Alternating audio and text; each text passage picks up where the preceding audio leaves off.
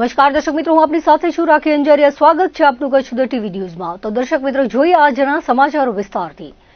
વિદ્યાર્થીઓની કારકિર્દી ઘડતરમાં ધોરણ 12 સામાન્ય પ્રવાહની પરીક્ષા ખૂબ જ મહત્વનું સ્થાન ધરાવે છે. સમગ્ર વર્ષ દરમિયાન વિદ્યાર્થીઓએ કરેલી તનતોડ મહેનત અને સખત પરિશ્રમની ફળશ્રુતિ રૂપે મળેલ પરિણામ ઉજ્જવળ ભવિષ્ય માટેની તકોનું નિર્માણ કરે છે. ગુજરાત માધ્યમિક અને ઉચ્ચતર માધ્યમિક શિક્ષણ બોર્ડ દ્વારા માર્ચ 2026માં લેવાયેલી ધોરણ 12 સામાન્ય પ્રવાહની પરીક્ષાનું પરિણામ જાહેર કરવામાં આવ્યું છે. જાહેર થયેલા પરિણામોમાં કચ્છ જિલ્લાનું 96.21% પરિણામ આવ્યું છે. મહત્વનું એ છે કે ગુજરાતનું પરિણામ 92.71% છે, ત્યારે કચ્છનું પરિણામ રાજ્યની સાપેક્ષે વધ્યું છે.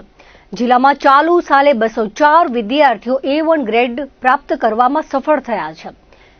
સામાન્ય પ્રવાહની પરીક્ષામાં કચ્છમાં 11,593 વિદ્યાર્થીઓ નોંધાયા હતા, જેમાંથી 11,124 છાત્રો ઉત્તીર્ણ થતા જિલ્લાનું 96.21% પરિણામ રહ્યું છે.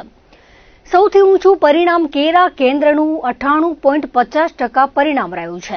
કચ્છ સહિત રાજ્યમાં સૌથી નીચું ભુજ તાલુકાના દયાપર કેન્દ્રનું 91.43% પરિણામ આવ્યું છે. સવારે 10 કલાકે ગુજરાત બોર્ડની વેબસાઇટ પર પરિણામ ઓનલાઈન જાહેર કરવામાં આવ્યું હતું. સવારથી વિદ્યાર્થીઓ અને વાલીઓની જે ઉત્કંઠાપૂર્વક રાહ જોઈ રહ્યા હતા, તેમાં ધોરણ 12 સામાન્ય પ્રવાહનું પરિણામ જાહેર થતા સૌ એકબીજાને ફોન કરી રિઝલ્ટની પૂછપરછ કરતા જોવા મળ્યા હતા. ઉત્સાહનો સંચાર થતા મીઠાઈની દુકાનોમાં મીઠાઈ ખરીદવા માટે પડાપડી થઈ હતી. ઘણા વાલીઓએ પોતાના સંતાનોને સારા માર્ક્સ આવશે તો ગિફ્ટ આપવાનું વચન પણ આપ્યું હતું, જેથી હવે આગામી દિવસોમાં મોબાઈલ વાહનોની પણ ખરીદી થવાની શક્યતા છે. ખાસ કરીને શિક્ષકો પણ ખુશખુશાલ જણાયા હતા. મહત્વનું એ છે કે ધોરણ 12નું કચ્છનું પરિણામ સતત શ્રેષ્ઠ આવી રહ્યું છે. આ વખતે પણ 96.21% પરિણામ સાથે કચ્છના વિદ્યાર્થીઓએ રાજ્ય સ્તરે ડંકો વગાડ્યો છે. તો આ તરફ ગુજરાત માધ્યમિક અને ઉચ્ચતર માધ્યમિક શિક્ષણ બોર્ડ દ્વારા માર્ચમાં લેવાયેલી ધોરણ 12 વિજ્ઞાન પ્રવાહની પરીક્ષાનું રાજ્યનું પરિણામ 84.33% રહ્યું હતું. કચ્છ જિલ્લાનું પરિણામ 83.13% આવ્યું હતું. આ વર્ષે કચ્છમાંથી 20 વિદ્યાર્થીઓ A1 ગ્રેડ મેળવવામાં સફળ રહ્યા હતા. કચ્છના 2 ઝોન ભુજ અને ગાંધીધામમાં કુલ 1,441 વિદ્યાર્થીઓ નોંધાયા હતા, જે પૈકી 1,229 વિદ્યાર્થીઓ ઉત્તીર્ણ થતા જિલ્લાનું પરિણામ 83.13% રહ્યું હતું. જિલ્લામાં સૌથી વધુ પરિણામ માંડવી કેન્દ્રનું રહ્યું હતું. કચ્છના 20 છાત્રો A1 ગ્રેડ મેળવવામાં સફળ રહ્યા હતા. 10 કલાકે ગુજરાત રાજ્ય માધ્યમિક અને ઉચ્ચતર માધ્યમિક શિક્ષણ બોર્ડની વેબસાઇટ પર પરિણામ જાહેર થયું હતું. બોર્ડ દ્વારા પરિણામ મેળવવા માટે ખાસ હેલ્પલાઇન મોબાઈલ નંબર પણ જારી કરવામાં આવ્યા હતા. જો કે બોર્ડ તરફથી માર્કશીટ અને પ્રથમ પ્રયાસે પાસ થયાનું સર્ટિફિકેટ હવે શાળાઓ સુધી પહોંચતા કરાશે. શાળાઓ પર છાત્રો એકબીજાના પરિણામની વિગતો જાણતા જોવા મળ્યા હતા. ધોરણ 12 સામાન્ય પ્રવાહ અને વિજ્ઞાન પ્રવાહના પરિણામોમાં કચ્છ જિલ્લાએ શાનદાર દેખાવ કરીને સમગ્ર રાજ્યનું ધ્યાન ખેંચ્યું છે. કચ્છ જિલ્લા શિક્ષણ અધિકારી સંજયભાઈ પરમારે પરિણામની વિગતો આપતા જણાવ્યું હતું કે જિલ્લાએ શિક્ષણ ક્ષેત્રે સાતત્યપૂર્ણ પ્રગતિ જાળવી રાખી છે. સામાન્ય પ્રવાહમાં કચ્છ જિલ્લાનું પરિણામ 96.21% નોંધાયું છે, જે રાજ્યના સરેરાશ પરિણામ 92.71% કરતાં 3.50% જેટલું વધારે છે. ઝળહળતા પરિણામને પગલે કચ્છ જિલ્લો રાજ્યના તમામ જિલ્લાઓમાં 7મા ક્રમે બિરાજમાન થયો છે.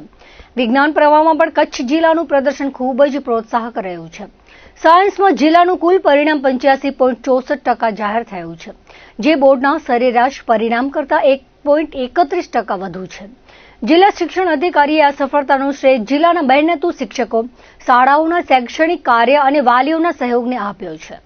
માધ્યમિક શિક્ષણ બોર્ડ દ્વારા આજરોજ ધોરણ 12 સાયન્સ અને 12 સામાન્ય પ્રવાહનું પરિણામ જાહેર થયું છે. કચ્છ જિલ્લાનું પરિણામ જોઈએ તો ટોટલ આપણા 12 સામાન્ય પ્રવાહના અંદર 11,562 જેટલા વિદ્યાર્થીઓ પરીક્ષા આપેલી હતી. એના અંદર આપણે ટોટલ રાજ્યની વાત કરીએ તો રાજ્યનું જે પરિણામ આપણું 92.71, એની સામે કચ્છનું પરિણામ 96.21%, એટલે કે 3.50%ના વધારા સાથે આખા રાજ્યના અંદર કચ્છ જિલ્લો 7મા ક્રમે છે. ખાસ કરીને આપણે A1 ગ્રેડની વાત કરીએ તો A1ના અંદર પણ આપણે રેકોર્ડ બ્રેક વધારો થયો છે. ગત વર્ષે આપણા સામાન્ય પ્રવાહના અંદર 150 જેટલા વિદ્યાર્થીઓ A1ના અંદર હતા. આ વખતે 204 જેટલા વિદ્યાર્થીઓ એ A1ના અંદર છે. અને ગ્રેડના અંદર આપણે જોવા જઈએ તો એ ગ્રેડના અંદર ટોટલ 1486 વિદ્યાર્થી અને એ અને બીના અંદર 6194 જેટલા વિદ્યાર્થીઓ એ આપણે આના અંદર ઉત્તીર્ણ થયા છે. ખાસ કરીને આપણે વિજ્ઞાન પ્રવાહના અંદર પણ ક્રમશઃ આપણે બોર્ડના પરિણામ કરતાં 1.31% વધારા સાથે રાજ્યના અંદર 65.64% સાથે આપણે આગળ છીએ. અને ખાસ કરીને આપણે જે વિજ્ઞાન પ્રવાહની વાત કરીએ તો એના અંદર પણ આપણે A1ના અંદર આપણા જિલ્લાના અંદર ગત વર્ષે 17 વિદ્યાર્થીઓ હતા, આ વખતે 20 વિદ્યાર્થી છે. અને એના અંદર ટોટલ 188 જેટલા વિદ્યાર્થીઓ સાયન્સના અંદર પણ છે. અને એ અને બી આપણે જોવા જઈએ તો 729 જેટલા વિદ્યાર્થીઓ એ આપણે એ અને બીના અંદર સાયન્સના અંદર પણ છે. એટલે ખૂબ સુંદર પરિણામ આપણું મળ્યું છે આ વખતે. અને ખાસ કરીને બધા અમારા જે શિક્ષક મિત્રો અને સમગ્ર શિક્ષણની ટીમ એમની મહેનત રંગલાવી છે.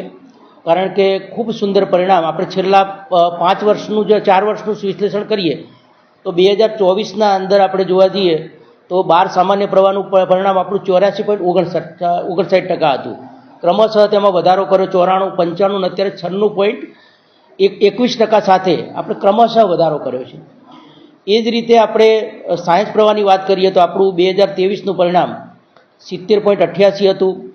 એના ક્રમશઃ વધારો કરતાં આપણે 85.64% સુધી પહોંચ્યા છીએ.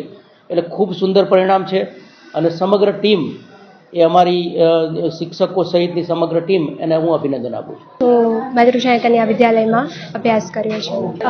મને 99.99%, 98.71% આવ્યા છે. આ બહુ ખુશીનો માહોલ છે. મારા પરિવારને બધા ગુરુજનો મારા ઉપર બહુ ગૌરવ અનુભવી રહ્યા છે. હું મારા માતા પિતા અને મારા તમામ ગુરુજનોને મારા પરિણામનું શ્રેય આપું છું.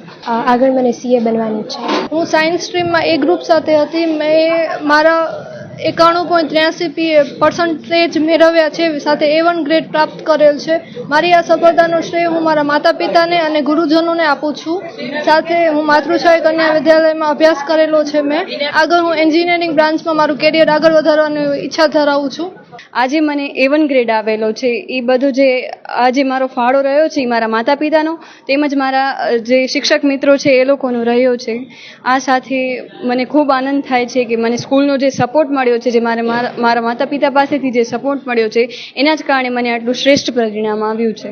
મને 98.67% PR મારા આવ્યા છે. અત્યારે આ મોબાઈલનો યુગ છે જેમાં ઘણી બધી જાણકારી જે અભ્યાસ માટેની જેટલી પણ માહિતી છે એ ફોનમાંથી મળી રહે છે. આ સાથે આપણા શિક્ષક મિત્રો જે છે, જે અમારા શિક્ષક રહ્યા છે તેઓનો પણ બહુ ભોગ રહ્યો છે અમારા પાછળ. આખી વર્ષ તે લોકોની પણ મહેનત છે, સાથે અમારી પણ છે. સાથે મારા પેરેન્ટ્સનો પણ બહુ સપોર્ટ રહ્યો છે. આગળ UPSCની એક્ઝામ આપવા માંગુ છું. હું સેન્ટ ઝેવિયર સ્કૂલ ભુજમાંથી આવ્યો છું. મારું બોર્ડના રિઝલ્ટમાં 94% પરિણામ આવ્યું છે. સૌથી વધારે SPCCમાં 100માંથી 100 માર્ક્સ આવ્યા છે. પછી અકાઉન્ટ્સ, સ્ટેટિસ્ટિક્સ અને OCમાં 99 માર્ક્સ આવ્યા છે. 12th કોમર્સમાં સેન્ટ ઝેવિયર્સમાં હું ભણ્યો હતો અને મને 93.14% આવ્યા છે. આના પાછળ મારા પેરેન્ટ્સની, મારા સ્કૂલના શિક્ષકોની ખૂબ મહેનત છે. એના માટે હું ખૂબ પ્રાઉડ ફીલ કરું છું. મને 93.42% આવ્યા છે કોમર્સ સ્ટ્રીમમાં 12thમાં. અકાઉન્ટ્સમાં મને 99 છે, OCમાં મને 99 છે, સ્ટેટિસ્ટિક્સમાં મને 98 છે, ઇકોનોમિક્સમાં 96 માર્ક્સ છે. મહેનત સ્કૂલમાં બધા શિક્ષકોની રહી છે અને મારા પપ્પા આન્સરની રહી છે. મોબાઈલનો યુઝ લિમિટેડ રાખવો જોઈએ સ્ટુડન્ટ્સને, નહીં તો મોબાઈલથી એડિક્ટેડ થઈ જાય છે, જેના કારણે માર્ક્સમાં ઓછા હોય છે એ લોકોને. હું સેન્ટ ઝેવિયર સ્કૂલમાં ભણું છું. હાલમાં 12th કોમર્સના રિઝલ્ટમાં મને 93.14% આવ્યા છે. એકચ્યુઅલી જે પણ મારા જે પર્સન્ટેજ આવ્યા છે, જે મારી જે મહેનત છે એના પાછળ અમારા સ્કૂલના ટીચર્સનો પણ હાથ છે. એ લોકોએ અમને સતત મોકા ઉપર કોન્ફિડન્સ આપ્યો છે, અમને મોરલ સપોર્ટ આપ્યો છે, અમને સારી રીતે આગળ વધવા માટે એમને રાસ્તો અમને પ્રોવાઈડ કર્યો છે. એટલે એમના માટે હું એમનો આભારી છું. મને 12th સ્ટાન્ડર્ડમાં 92.71% આવ્યા છે અને આ રિઝલ્ટ પાછળ અમારા સ્કૂલના ટીચર્સનો બહુ જ સપોર્ટ રહ્યો છે. મહેનત તો બહુ કરી છે. સ્ટાર્ટિંગથી રિવિઝન સ્ટાર્ટ હતું એટલે બોર્ડ ટાઈમ ઉપર પ્રેશર ના આવ્યો એના માટે. 12ના જે પરિણામ આવ્યા કોમર્સમાં 97% આવી ગયા છે. એમાં A1 6 આવી ગયા છે અને A2 22 જણા આવી ગયા છે. અને સાયન્સમાં 96 પરિણામ આવી ગયા છે. એમાં 3 ફેલ થઈ ગયા છે અને એમાં 5 A2 છે અને 7 B2 છે, B1 છે અને B2 બાકી બધા B2 છે.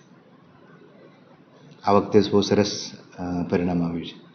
એમાંથી હું બધા છોકરાઓને, બધા વાલીઓને, ખાસ કરીને ટીચર લોકોને ધન્યવાદ આપું છું, કારણ કે બધાની મહેનત ખૂબ સારું પરિણામ આવવાનું મદદ કરી. બધા ટીચર લોકોને, સ્ટુડન્ટ્સને અને વાલીઓને ખૂબ ખૂબ ધન્યવાદ કરું છું. મુસ્લિમ એજ્યુકેશન વેલફેર સોસાયટી સંચાલિત મુસ્લિમ સ્કૂલના સાયન્સ ફેકલ્ટીમાં 2 વિદ્યાર્થીઓ ટોપ A1 ગ્રેડમાં આવ્યા છે. અને સંસ્થાનો ગૌરવ કહીએ તો મોઇન ખત્રી જે છે એ સમગ્ર ગુજરાતમાં ફર્સ્ટ આવ્યા છે સાયન્સ ફેકલ્ટીમાં. એ અમારા સંસ્થા માટે અને અમારા મુસ્લિમ સમાજ માટે ગૌરવની બાબત છે. એવી જ રીતે બીજા જે ભાઈ છે ખત્રી મોહમ્મદ મોહસિન, એ પણ 99.29% એ પણ ગુજરાતમાં સેકન્ડ નંબરમાં છે. એવી જ રીતે કોમર્સમાં સીધી આફરીનબેન જે છે એ 99% લઈ આવ્યા છે. એટલે અમારા 3 વિદ્યાર્થીઓ કચ્છમાં A1 ગ્રેડમાં આવ્યા છે. મુસ્લિમ સ્કૂલનો એ ગૌરવ છે ત્રણેયનું.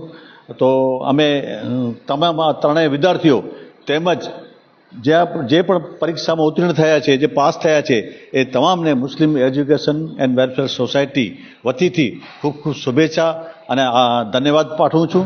અને તેઓ જે પાસ થનાર વિદ્યાર્થીઓ છે એ ભવિષ્યમાં પોતાની સિદ્ધિ પ્રાપ્ત કરે એવી અલ્લાહ પાક પાસે દુઆ માંગુ છું.